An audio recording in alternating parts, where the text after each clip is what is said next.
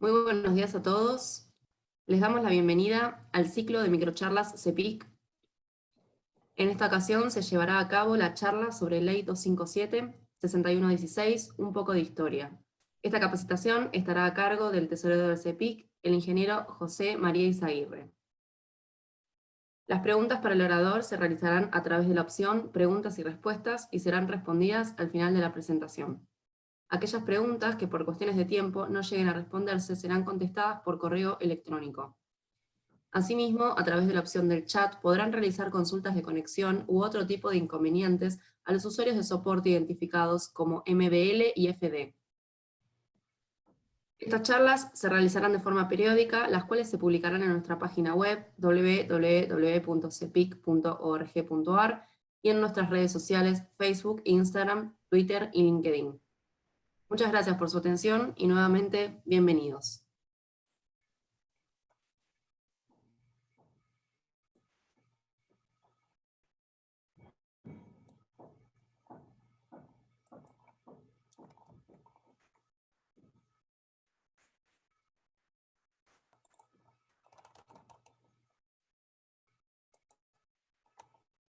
Muy buenos días, soy el ingeniero en construcciones José María Izaguirre, soy consejero titular universitario de este Consejo Profesional de Ingeniería Civil y formo parte de la mesa directiva ocupando el cargo de tesorero. Y además, en la Asociación de Ingenieros Estructurales, estoy a cargo de la Comisión de Relaciones Institucionales y Socios. Un gusto poder estar en contacto con todos ustedes en un tema tan crítico como es la Ley 257, ya que su modificación, o sea, la Ley 6.116, lesiona gravemente nuestra gestión como profesional y, sobre todo, pone en riesgo la seguridad edilicia en la ciudad de Buenos Aires. En 1873, la Municipalidad de la Ciudad de Buenos Aires, en su memoria oficial, publicó una reglamentación que es una compilación de leyes, ordenanzas y decretos existentes destinados a regir la creación y mantenimiento de los edificios particulares. Fueron la base histórica de las ordenanzas posteriores, inspiradas en el propósito de un mejoramiento. En 1934, el Consejo Deliberante designó una comisión especial compuesta por delegados del Centro Argentino de Ingenieros, de la Sociedad Central de Arquitectos, del Departamento Ejecutivo de la Municipalidad, y luego en 1938 se sumaron delegados del Ministerio de Obras Públicas y del Centro de Constructores de Obras. La comisión se encargó de preparar el Código de Edificación, tarea que se concluye en 1941, siendo promulgado por decreto de fecha 12 de enero de 1942.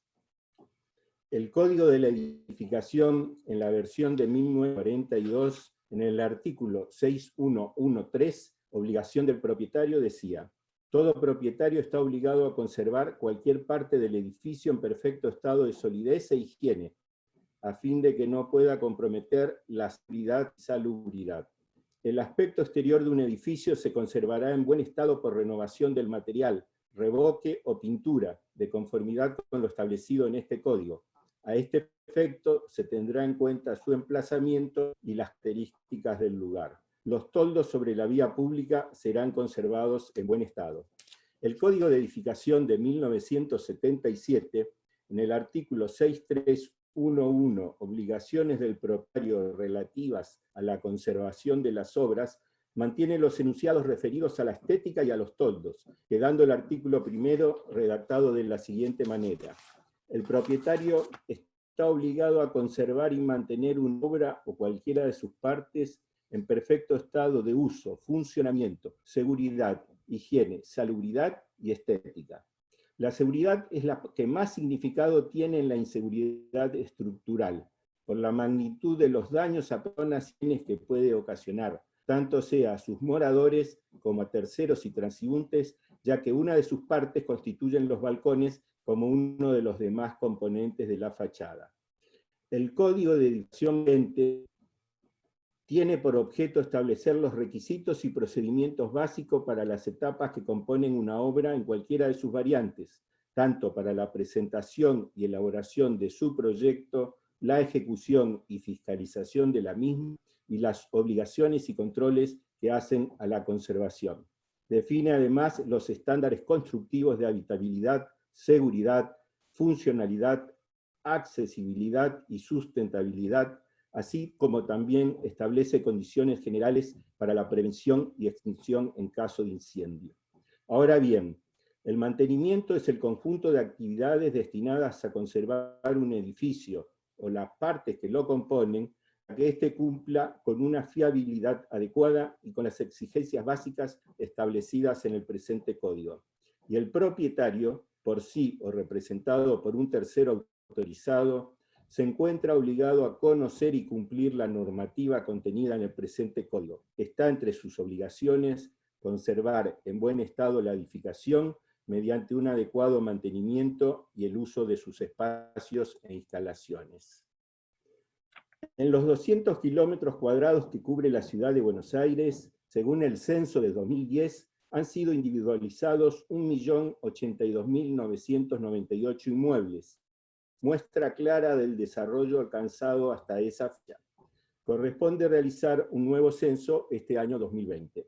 Se censaron 318.150 parcelas con 561.770 usos determinados, 273.008 edificios, 115.549 locales comerciales a la calle, 11.356 locales en shopping, 112.463 garajes privados, 2.778 garajes comerciales, 15.272 edificios de destino único, 7.879 edificios productivos, 4.592 galpones y 370 estaciones de servicio. En el gráfico de abajo, estos números están representados en un diagrama de barra. También en el censo detectó 1.152.634 viviendas. Teniendo en cuenta su antigüedad, 427.000, o sea el 37%, tienen más de 50 años. Están ubicadas en su mayor parte en los barrios San Telmo, San Cristóbal, Montserrat, Constitución, La Boca, Barracas, Villa Soldati, además de los diseminados por el resto de la ciudad. Es interesante tener presente que en este tipo de construcciones los balcones se hayan construidos mayoritariamente con perfiles metálicos perpendiculares a la línea municipal, conocidos como bovedilla. Un segundo grupo de 600.000 inmuebles, o sea el 52%, son los construidos hasta los comienzos de la década del 70, con alturas en muchos casos mayores, comenzando por aquellos que tuvieron origen en el auge de la propiedad horizontal, luego de la sanción de la ley número 13.502 en 1948, presentando otras características arquitectónicas diferentes. En ellos comenzaba a hacerse común la presencia en sus fachadas de balcones en voladizo de hormigón armado. Finalmente, le siguen el resto de los 130.000 muebles, aproximadamente el 11%, construidos hasta esa fecha, en algunos de los cuales se insinuó un deterioro de sus calidades, sufriendo en las últimas décadas colapsos de importancia. Entonces, un conjunto de incidentes que involucraron caídas de revoques, ornamentos de fachada y hasta balcones a la bahía pública, afectaron la seguridad de los moradores y los transeúntes, han terminado por configurar una combinación muy inquietante. La deficiente calidad constructiva más el deficiente mantenimiento de origen a la ley número 257 del 99, que fue reglamentada por decreto 1233 del 2000. ¿Qué dice la ley 257? En su artículo primero, establecía la obligación de los propietarios de acreditar ante la DGFOC, mediante la intervención de un profesional, la presentación de un certificado de conservación y un informe técnico. El profesional dará cuenta con su firma del buen estado de los elementos detallados en el título quinto del Código de la Edificación. En su artículo segundo se decía la periodicidad en que se debía presentar el certificado de conservación, en función de la antigüedad y del criterio del profesional responsable de la certificación, el cual no podía exceder el plazo de 2 a 10 años. Los restantes artículos detallaban la forma de la presentación y otras consideraciones. El decreto 1233 del 2000 fue derogado por el artículo 4 del decreto 151 del 19, Boletín Oficial número 5608 del 2 de mayo del 2019. La ley 6116 tuvo sanción el 13 de diciembre del 2018 y fue promulgada decreto número 25 del 8 de enero del 2019 y publicado en el Boletín Oficial número 5534 del 10 de enero del 2019. La ley 6116 considera como fachada el frente del inmueble y todo lo lindante con la línea oficial, contemplando ello también todo frente, contrafrente y lateral lindante al espacio público. Y considera además la obligación de conservar recae sobre el propietario del inmueble, quien está obligado a mantenerla en perfecto estado de uso y funcionamiento, seguridad, higiene y estética. Respecto a la periodicidad de las presentaciones, los propietarios están obligados a acreditar una única e improrrogable certificación técnica, según la antigüedad de la edificación, con la siguiente periodicidad que se ve en el gráfico. La ley 257 preveía una verificación entre los 2 y los 10 años como máximo, y la ley 6116 entre los 5 y los 15 años. Se ha aumentado además en 5 años la antigüedad del edificio que se debía verificar. Con respecto al certificado de conservación, será realizado, dice la ley, a través del portal web www.fachadas.agcontrol.gov.ar. Y lo deberá realizar un profesional con incumbencia en materia mediante un informe detallando el estado de la fachada, suscribiendo que el edificio se encuentra sin riesgo para la seguridad en cuanto al estado de conservación edilicia. No se podrá presentar plazos de obra, solo certificar que el inmueble se encuentra perfectamente conservado. Respecto a las exhibiciones, no hay prácticamente diferencia entre las dos leyes. La sanción de la ley 6116 originó un sinnúmero de reclamos de los profesionales y de los consejos profesionales. El CEPIC propició una reunión con un grupo de matriculados que participaron de la presentación del gobierno de la ciudad de Buenos Aires, decidiéndose crear un grupo de WhatsApp denominado Ley 6116. Los integrantes de este grupo lo pueden ver en la pantalla. Y se arribaron a las siguientes conclusiones. Primero, disconformidad con la modificación del artículo 6 de la ley 257, que dice textualmente: el profesional interviniente debe realizar un informe detallando el estado de la fachada al frente del edificio, suscribiendo con una única certificación técnica que el edificio se encuentra sin riesgo para la seguridad en cuanto al estado de conservación edilicia.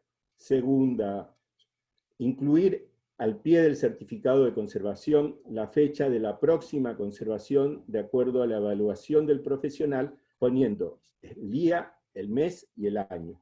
Y tercero, hacer una reunión con el director ejecutivo de la DGFiC para plantear la situación. ¿En qué situación estamos? Primero, existen solamente dos alternativas de presentación: la emisión del certificado de conservación o la solicitud de exhibición en el caso de inmuebles que cumplan con las disposiciones del artículo 3 de la ley 6116. Es decir, que el edificio debe estar en condiciones correctas de mantenimiento en el momento de la realización del informe técnico.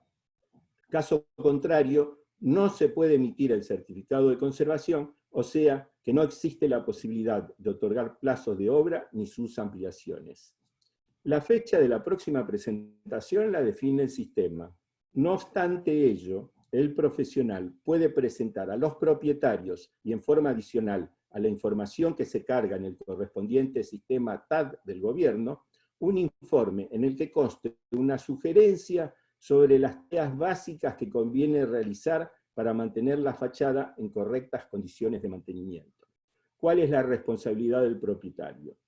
Es importantísimo hacer recordar también a los propietarios que al margen de los pasos para certificación técnica que otorga la ley 6116 en su artículo 2, los propietarios son, de acuerdo con el Código de Edificación y el Código Civil y Comercial de la Nación responsables del mantenimiento del edificio y de los daños que pueda producir la mala conservación de la fachada, exista o no exista una ley 257. Y esto está de acuerdo con los siguientes enunciados. El Código de Edificación, la Ley 6100, en su artículo 5.1 dice: los propietarios de toda edificación, los copropietarios sometidos al régimen de propiedad horizontal y condominio, así como los superficiarios, usufructuarios, usuarios, tenedores, fiduciarios o beneficiarios de fideicomisos, están obligados a conservar o mantener el terreno, el inmueble, la obra y las instalaciones en óptimas condiciones de seguridad, higiene y salubridad, e informar su estado de acuerdo a lo que fijen los reglamentos técnicos. El Código Civil y Comercial, en su artículo 1757, titulado Hecho de las cosas y actividades riesgosas, dice que toda persona responde por el daño causado por el riesgo o por el vicio de las cosas o de las actividades que sean riesgosas o peligrosas por su naturaleza, los medios empleados o por las circunstancias de su realización. La responsabilidad es objetiva. No son eximentes la autorización administrativa para el uso de la cosa o la realización de la actividad ni el cumplimiento de las técnicas de prevención. El artículo 1758, titulado Sujetos responsables, dice que el dueño y el guardián son responsables concurrentes del daño causado por las cosas. Se considera guardián a quien ejerce por sí o por terceros el uso, la dirección y el control de la cosa, o a quien obtiene un provecho de ella. El dueño y el guardián no responden si prueban que la cosa fue usada en contra de su voluntad expresa o presunta. ¿Cuál es la responsabilidad del profesional? El profesional que realizó en una determinada fecha el análisis y estudio de los elementos que la norma indica y arribó a las conclusiones que le permitieron extender el certificado de conservación, es responsable por lo inspeccionado en ese momento. Su responsabilidad no se puede extender más allá de ello, por cuanto en brevísimos plazos pueden haberse modificado las condiciones del edificio con una ocupación indebida de balcones por cierres no permitidos o por la colocación de sobrecargas que no existían al momento de la inspección o haberse producido falencias no existentes al momento de su vida. Entonces, algunas sugerencias. Se sugiere a los profesionales que realicen un exhaustivo estudio de los elementos a controlar y adicionalmente a la información cargada en el sistema TAT, respalden la emisión del certificado de conservación con un escrito sobre las tareas realizadas y con las explicaciones que cada caso pueda merecer, indicando, por ejemplo, que no se hicieron cateos, otros análisis pasivos, pues no había indicios que llevaran a esta necesidad, o en su caso, solicitar dichos estudios si la situación de algunos elementos de la fachada lleva a dudas. Todo ello al margen de las presentaciones oficiales que solicita el gobierno. De tal manera, el profesional tendrá suficiente material e información para responder ante los reclamos que pueda recibir ante un eventual incidente. Cabe señalar también la necesidad de que el profesional evalúe la tarea que deberá realizar en función de las características del edificio y otras particularidades del caso, y pacte un honorario digno que le permita afrontar correctamente su función. El Consejo Profesional, luego de las diferentes reuniones con los matriculados, elevó varios reclamos a la DGFIC, entre otras la nota del 13 de noviembre de 2019 al director ejecutivo comisario Raúl Pedace, en la que se le advierte que las modificaciones impuestas por la Ley 6116, aumentando los plazos para el cumplimiento de la certificación edilicia de la 257, y junto a lo dispuesto en su artículo 6, afecta a la seguridad pública. Primero, al aumentar el riesgo por falta de mantenimiento de los edificios. Segundo, al no tratar al profesional que informe el estado de la fachada del edificio, especifique los daños encontrados, el tipo de intervenciones a realizar, los plazos recomendados para realizarlas, la tecnología apropiada para resolverlo, y además que el propietario o la administración del edificio no se sientan obligados a su cumplimiento. Se le solicita además que la agencia adopte las medidas conducentes que permitan garantizar la seguridad pública y concientice sobre el mantenimiento edilicio, y que agilice la tramitación de la presentación de la certificación edilicia. En la segunda nota del 17 de enero del 2020, al señor Matías Lanusse, nuevo director ejecutivo de la repartición gubernamental, se le reiteran los conceptos vertidos en la presentación del 13 de noviembre, y además se le solicita que la agencia, como autoridad de aplicación de la Ley 6.116, emita el acto administrativo que corresponda y que considere el texto posible para salvar las particularidades que trae ahora esta norma a la hora de flexibilizar los controles que antes se efectuaban, mediante la cual el profesional pueda modificar el plazo de presentación de la siguiente certificación técnica, reduciéndolo conforme a la verificación que llevare a cabo en el lugar y o de la documentación que haya tenido a la vista probatoria de la realización de obras de mantenimiento y conservación preventivas que le permitan respaldar tal determinación.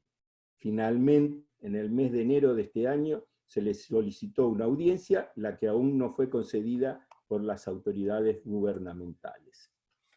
Algunos aspectos técnicos a tener en cuenta. Las tareas previas a la realización del informe técnico. Se realiza el relevamiento de la estructura, se verifica la capacidad portante, el esquema estático, las cargas G y P, la altura útil, el diámetro y posición de las armaduras, y se verifica el estado de conservación, corrosión, fisuras, filtraciones, manchas de humedad, descascaramientos, etc. Acá vemos los factores que inciden en la elaboración de un diagnóstico. En la estructura, el esquema estático, las cargas, la capacidad portante. El medio ambiente, la agresividad del medio, las lluvias. Las condiciones de servicio, las cargas actuantes, las deformaciones, la fisuración. La inspección visual, presencia de fisuras, manchas de óxido, filtraciones. Ensayos in situ y o de laboratorio, que permitan la detección de armaduras, pruebas de carga, evaluación de la calidad de los materiales. Y los cálculos y verificaciones, capacidad portante, flechas. Acá tenemos el diagrama de flujo tentativo de los pasos que debe seguir el informe técnico. Una vez realizada la inspección visual, se debe buscar si hay planos de la propiedad. Si los planos no existen, debemos realizar un relevamiento de la estructura y los cálculos de la verificación de la seguridad. Si existen los planos, hay que confrontarlo con la realidad y ver si son representativos. Si no lo son, si los planos no son representativos, hay que realizar el relevamiento de la estructura y el cálculo de la verificación de la seguridad. Si los planos son representativos, se verifica la coincidencia con los planos. Si no lo hay, hay que realizar el relevamiento de la estructura y el cálculo de la verificación de la seguridad.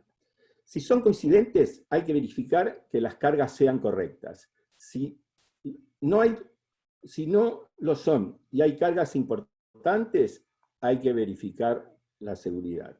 Si las cargas de uso son correctas, pero hay daños, hay que verificar la seguridad. Y si no hay daños aparentes, podemos firmar el certificado de conservación.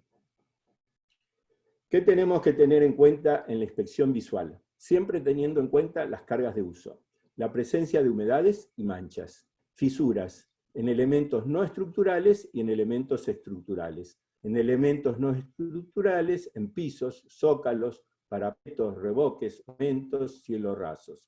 Y en elementos estructurales como vigas, columnas y losas. Desprendimientos en revestimientos y en hormigones, deformaciones, flechas, inclinaciones, y también la presencia de vegetación. Uno de los elementos que generalmente presentan mayores problemas son los balcones. Los balcones estructuralmente responden a la siguiente tipología. balcones en bovedilla con perfiles de acero, losa en voladizo con desnivel, losa en voladizo sin desnivel y ménsula y viga frontal.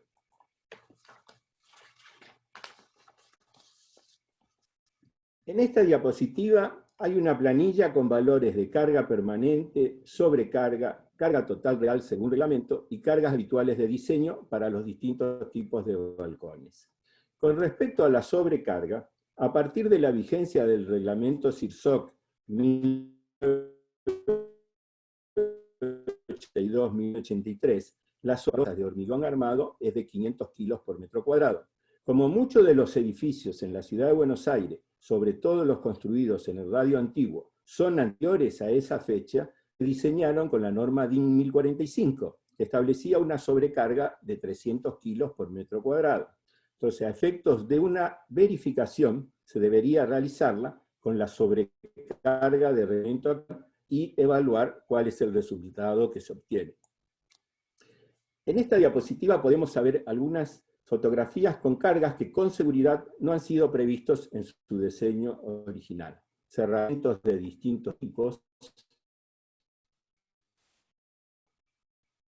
mucha vegetación, construcciones antirreglamentarias. Al igual que la fotografía anterior, vemos cargas que seguramente no han sido contempladas en el diseño original. En esta fotografía podemos ver el efecto de la combinación de la vegetación, la humedad y el oxígeno en un medio agresivo, que da como resultado una corrosión que termina deteriorando completamente la estructura. En esta diapositiva podemos observar perfiles de acero delaminados en la fotografía de la izquierda, y así también la falta de la losa de los balcones en la fotografía de la derecha. Acá podemos ver el esquema estructural de un balcón de bovedilla con perfiles de acero. Podemos observar un perfil metálico, en este caso un doble T, que apoya sobre mampostería portante, saliendo en voladizo sobre la fachada, rematando en una baranda de cierre. En el corte transversal podemos ver la bovedilla en arco o en plano horizontal. Y las cargas distribuidas que tenemos son la G1 y G2, el peso propio de la bovedilla, E1 y P2, que son las cargas de uso, y la carga P puntual en el extremo del voladizo. Acá podemos observar el esquema estructural de una losa de hormigón armada, apoyado sobre vigas en sus 4 bordes y un voladizo en desnivel respecto a la losa. Como en el esquema estructural anterior, tenemos similar esquema de cargas distribuidas debido a peso propio y sobrecarga y la puntual sobre el voladizo. Podemos observar en el detalle el doblado del hierro para absorber los esfuerzos de tracción. En este caso, debemos tener en cuenta que para su diseño, que los recubrimientos y el diámetro del rulo de la armadura sean los adecuados. Por otro lado, la estructura soportará cargas importantes, alrededor de 1.200 kilos por metro cuadrado, para una losa de 12 centímetros, con un contrapiso de nivelación de aproximadamente 25 centímetros. Como se dijo anteriormente, la sobrecarga reglamentaria es de 500 kilos por metro cuadrado. Algunas de las deficiencias más comunes en este tipo de balcones son armaduras con menor recubrimiento al fijado por reglamento, lo que trae aparejada la corrosión de las armaduras con su consecuente pérdida de sección, disminuyendo por lo tanto su capacidad portante. O armaduras, con mayor recubrimiento que el reglamentado, lo que implica menor altura útil, lo que ocasiona fisuración y por lo tanto pérdida de protección de la armadura con la posibilidad de colapso. Entonces, como conclusión y enseñanza puede haber en el diseño deficiencias en la concepción y errores de cálculo que originen menor capacidad portante. En la construcción, errores en el doblado y en el posicionado de las armaduras. Y en el diagnóstico, cargas y dimensiones que hacen necesaria verificar la capacidad portante, fisuras y vegetación, contrapendiente, incluso existencia de pluviales rotos. Ahora podemos observar el esquema estructural de una losa de hormigón armado, apoyado sobre vigas en sus 4 bordes, con un voladizo, pero en este caso la losa y el voladizo se encuentran en el mismo nivel. Como en el esquema estructural anterior, tenemos similar esquema de cargas distribuidas debido a peso propio y sobrecarga y las puntuales sobre el voladizo. Pero en este caso, la carga de vida al contrapiso es bastante menor, ya que su altura es menor al no tener que enlazar el nivel interior con el exterior.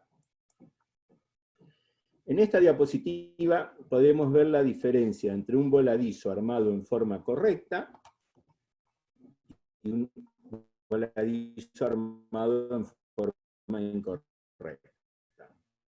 En la figura de la izquierda vemos que el voladizo presenta dimensiones, armadura y recubrimiento adecuado, siendo H2 mayor que H1. En la figura de la derecha, H2 es mucho mayor que H1, por lo que hay menor brazo elástico y por lo tanto menor durabilidad. Se puede producir corrosión de las armaduras, pérdida de sección y por lo tanto pérdida de la capacidad portante. Generalmente, las causas que puedan originar el problema son ataduras inadecuadas, faltas de escuadra de suspensión o perchas de diámetro insuficiente. Acá vemos el esquema estructural conformado por 3 vigas normales y una viga invertida en su transición con el voladizo. Se debe prever en el voladizo una flecha de 1 a 3 centímetros. Uno de los errores más comunes en el armado en obra es armar la armadura al revés, como se ve en la parte inferior de la diapositiva. Entonces, como conclusión y enseñanza, puede haber en el diseño deficiencias en la concepción, errores de cálculo que originen menor capacidad portante. En la construcción, errores en el posicionado de las armaduras, falta de separadores y ataduras adecuadas y fallas en el control en obra. Y en el diagnóstico, cargas que hacen necesaria verificar la capacidad portante, modificaciones al proyecto original o filtraciones y humedad. En esta diapositiva podemos observar el esquema estructural de una losa sustentada en todos sus bordes con ménsula y viga frontal, que era el cuarto tipo de balcón que habíamos visto. En este caso, se redujo el espesor de la losa a 10 centímetros y tenemos un contrapiso de 18 centímetros. La ménsula puede ir empotrada en la viga transversal, en cuyo caso la viga de frente está solicitada a la torsión, y en caso de que el empotramiento sea en la columna, la viga se encuentra en el mismo plano que en la ménsula. En este caso estamos en presencia de cargas permanentes importantes, por lo que se debe verificar el diseño y la capacidad portante. Los recubrimientos deberán ser los adecuados para obtener capacidad portante y la durabilidad estipulada en el diseño. En caso de que hubiera menor altura útil, es menor la capacidad portante, y por lo tanto habrá posibilidad de fisuración y pérdida de la protección de las armaduras. En este caso podemos ver el deterioro prematuro producido por la corrosión de las armaduras, ocasionando la disminución de la vida útil de las estructuras de hormigón armado. Estos daños pueden comprometer la seguridad de las personas. Como conclusión y enseñanza, en el diseño, deficiencias en la concepción, errores de cálculo que originen menor capacidad portante, puede haber en la construcción errores en el posicionado de las armaduras, materiales inadecuados y fallas en el control de obra, y en el diagnóstico, cargas que hacen necesaria verificar la capacidad portante y presencia de fisuras, arandas a tener en cuenta. Ahora voy a realizar un recorrido muy superficial sobre la operatoria web en modo usuario. Como este manual lo tenemos disponible en SPIC, si alguno necesita, por favor envíe un mail solicitándolo y le será enviado a la brevedad. En esta página se indica cómo acceder al sistema mediante un usuario y la contraseña, y la posibilidad de recuperar la contraseña en caso de olvido. En esta página se da la bienvenida y las dos opciones que se presentan: generar un certificado de conservación o generar un certificado de exhibición. Acá se crea la nueva encomienda de trabajo a la que se le asigna un número, el cual será utilizado cada vez que se quiera acceder a la encomienda. Acá se puede editar la encomienda por dirección, número de partida matriz o por sección, manzana o parcela. Se le asigna un destino o uso y se puede crear una subparcela en caso de formar parte de un conjunto habitacional. En esta pantalla ya aparece el plano de la ubicación de la propiedad con los datos catastrales, foto registrada de la fachada, si tiene volúmenes, antigüedad en años, superficie registrada y si es gubernamental o no. Además, se cataloga la propiedad por su destino. Y tiene la opción de cambiar la superficie que se encuentra registrada. Acá se cargan los datos del comitente, nombre, tipo y número de documento, carácter investido, mail de contacto. Y se define si es persona física o jurídica. Tiene dos botones para acciones: consultar datos y subir documentos. Acá se agregan los documentos del comitente, DNI, contrato social, quit, título de propiedad, etc. Y también se suben las fotografías hasta 20 de tamaño menor a 2 megabytes. A partir de acá se elabora el informe técnico que comprende la tipología, el método de análisis, la cantidad de pisos, los elementos a conservar, el riesgo final y un informe sintético. Al ingresar a la parte de tipología se presentan las siguientes opciones: si es de perímetro libre, perímetro semilibre, si está entre medianeras, si es en esquina u otros. Acá se ponen los métodos de análisis: si es visual o si es visual con ensayo técnico. En caso que sea con ensayo técnico hay que determinar qué tipo, si es destructivo o no destructivo. Y se pueden agregar detalles del ensayo técnico. Además, se debe indicar la altura para la verificación del artículo 3, permite la extinción del certificado de conservación. Acá se deben ingresar los elementos a conservar sin riesgo, como ser balcones, cerramientos, construcción histórica, elementos de cartelería, expansiones, revestimientos y salientes no estructurales. Acá aparece la pantalla de resumen con los elementos incorporados. Se debe escribir un informe sintético con las acciones realizadas, con la opción de guardar y cancelar, y aparece una notificación de que el informe técnico ha sido guardado exitosamente. Y sale la aclaración que dice que el certificado de conservación a emitir contiene carácter de declaración jurada y su plazo de vigencia será el que corresponda de acuerdo a lo establecido en el artículo 2 de la Ley 257, texto consolidado, Ley 6017.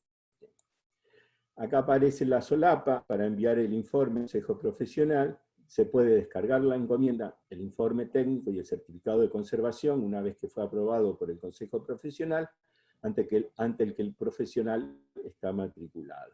En esta pantalla muestra los datos del certificado de conservación y el certificado de conservación propiamente dicho para ser entregado al comitente. En esta pantalla muestra la carátula del informe técnico.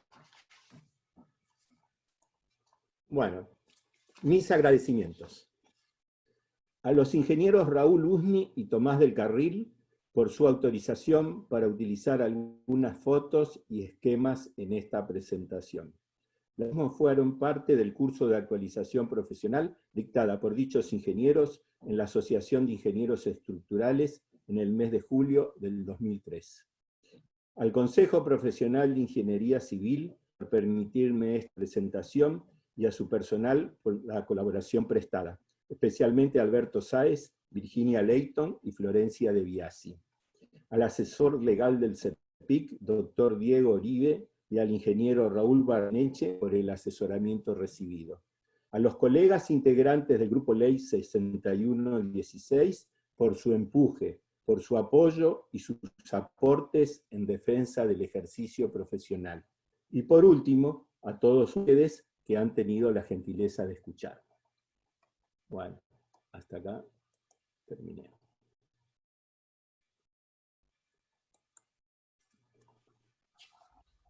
Pasamos a las preguntas ahora, ingeniero. Perfecto. Acá hay una pregunta que dice que si las presentaciones hechas por el CEPIC también fueron efectuadas por el CEPAU. Bueno, no puedo hablar por el otro consejo profesional, pero estamos en continuo contacto con ellos y tengo entendido que han hecho presentaciones. Y además, en este momento estamos por armar una reunión para hacer una presentación en conjunto a la DGFIC.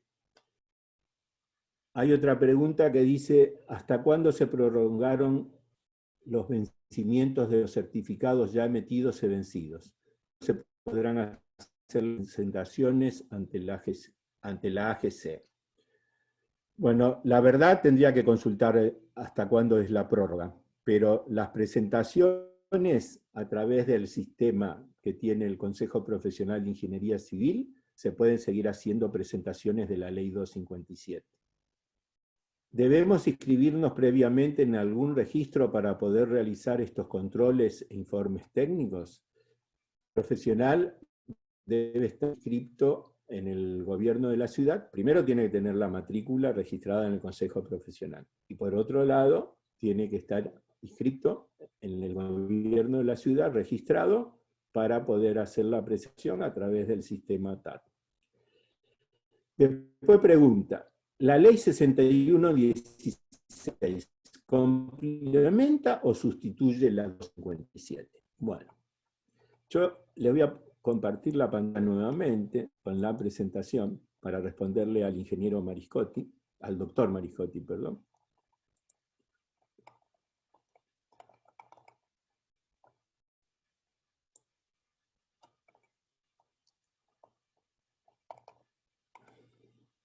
A ver. Mica, ¿está compartiendo o no? Ah, ahí está. Pero tengo que ir a la diapositiva anterior. Perdón, la voy a cargar.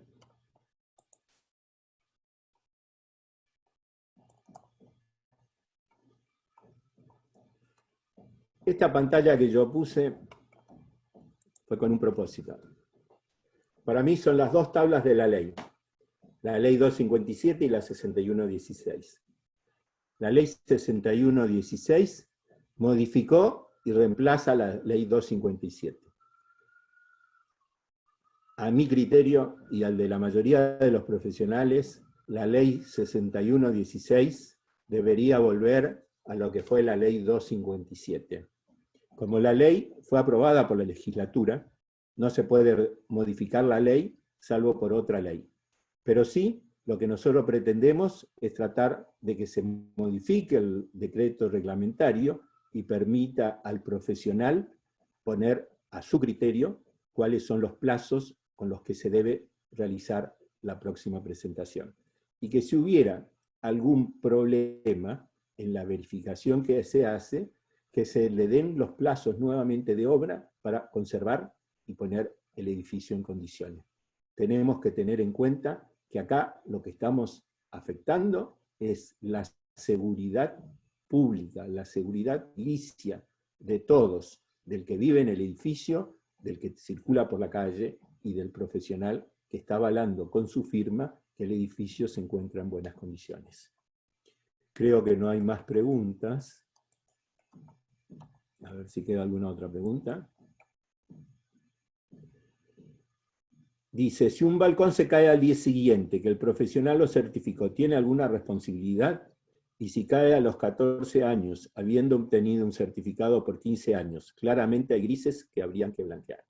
A ver, si un balcón se cae al día siguiente, y yo creo que el balcón no se cae porque sí. Antes de caerse, presenta síntomas. Entonces, si el profesional en forma responsable hizo la verificación, no tendría que ocurrirse que se le caiga el balcón al día siguiente. Y como dije anteriormente en mi presentación, el profesional, cuando hace el informe, dice cómo está el estado del edificio en el momento que hace el informe. ¿Que hay grises que blanquear? Sí hay grises que blanquear. Por eso es que nosotros estamos pidiendo que el profesional pueda decir, si el edificio tiene 15 años de antigüedad, entonces le corresponden 15 años para la próxima certificación. No, yo como profesional digo que la certificación, la próxima certificación, se debe hacer dentro de 2 años, porque hay algunas cosas que no son muy claras. Entonces, tiene que quedar en la libre decisión del profesional que de acuerdo a su criterio técnico pueda decir cuál es el próximo plazo de la conservación.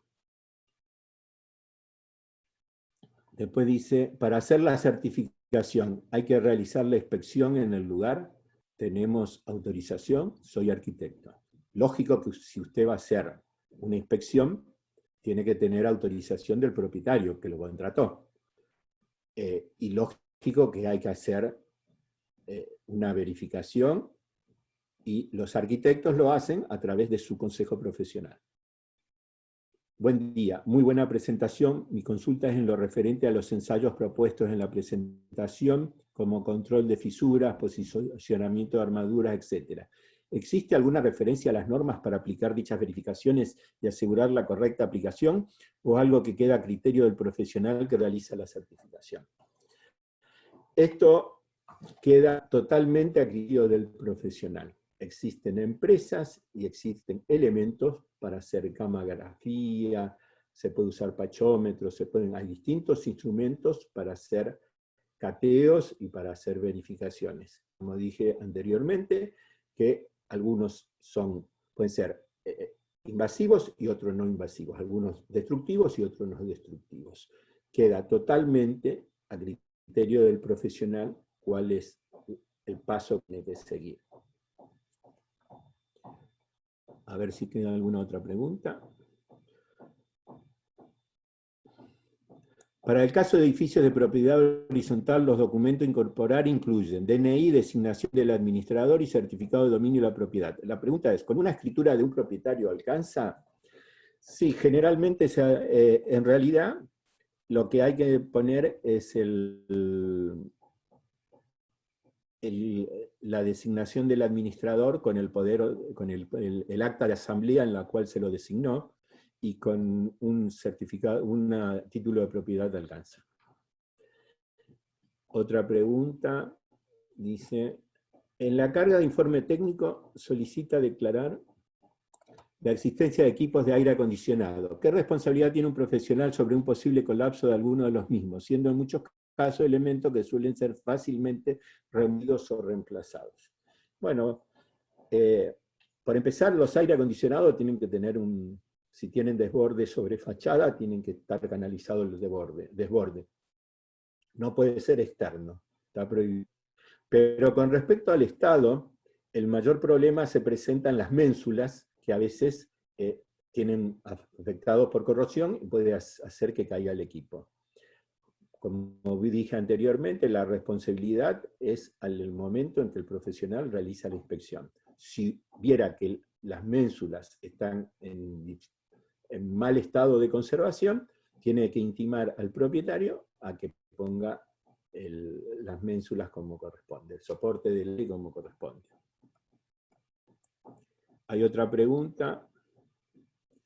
Dice, ¿la AGC respondió a alguna de las presentaciones? No, hasta ahora no. Y desde el mes de enero, como dije anteriormente, estamos pidiendo una reunión con Matías Lanuse, que es el nuevo director ejecutivo, y bueno, el tema de la pandemia ha hecho que por ahí se difiera la presentación. Pero seguimos insistiendo, y a las 2 notas presentadas estamos pensando en el Consejo abrir un expediente.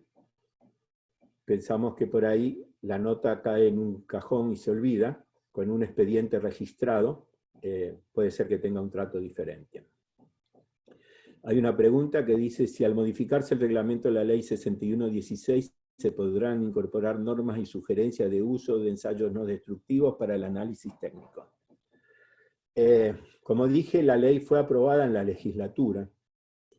Para modificar la ley tiene que aprobarlo nuevamente la legislatura, es en doble sesión.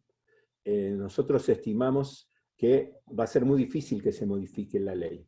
Sí se podría modificar el decreto reglamentario. Creo que tiene facultades el gobierno de la ciudad para en su decreto reglamentario permitir algunas excepciones a la ley. Con respecto a si se puede meter o no, el tema de los ensayos, el ensayo no puede ser obligatorio, el ensayo tiene que ser optativo. Vuelvo a repetir, está a criterio del profesional si aconseja o no su uso.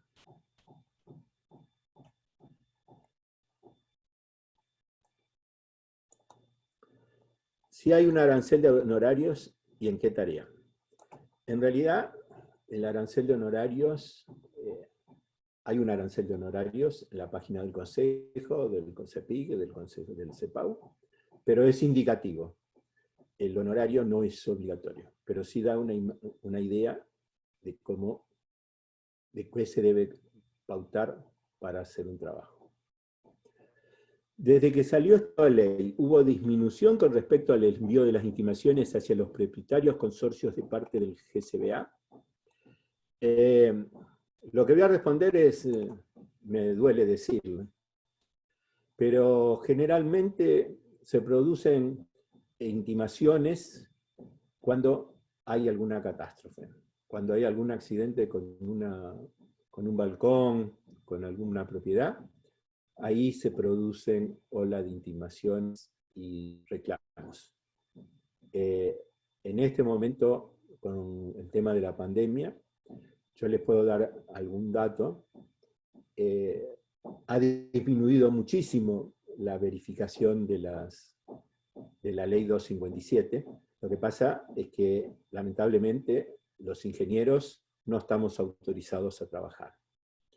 Entonces, realmente, todas las enmiendas que realizan a través de los consejos profesionales ha disminuido muchísimo, y la posibilidad de trabajo de los profesionales, de los ingenieros, está totalmente reducida y disminuida. Ingeniero, ¿Alguna hacer pregunta? una última pregunta con el tema del tiempo. Pregunta, dice, entiendo que en cuarentena la AGC no responderá nada y se justificará de faltas de respuestas anteriores. Habrá que repetir el pedido de audiencia en cuanto se levante la cuarentena. Sí, lo tenemos...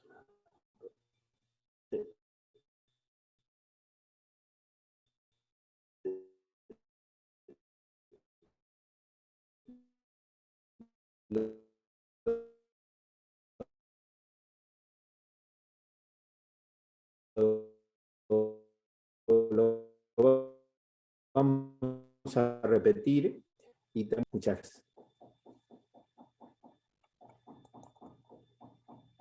Ingeniero, se cortó. ¿Podría repetir la respuesta? Sí, perfecto. A ver, la respuesta decía: entiendo que en la cuarentena la AGC no responderá nada y se justificará de las faltas de respuesta anteriores. Habría que repetir el pedido de audiencia en cuanto se levante la cuarentena. Sí, lo vamos a repetir, y comentaba que vamos a pedir que participe también el asesor legal de la DGFIC a fin de establecer algunos parámetros con respecto a las responsabilidades fijas, el Código Civil Comercial y el Código de Edificación. Muchas gracias.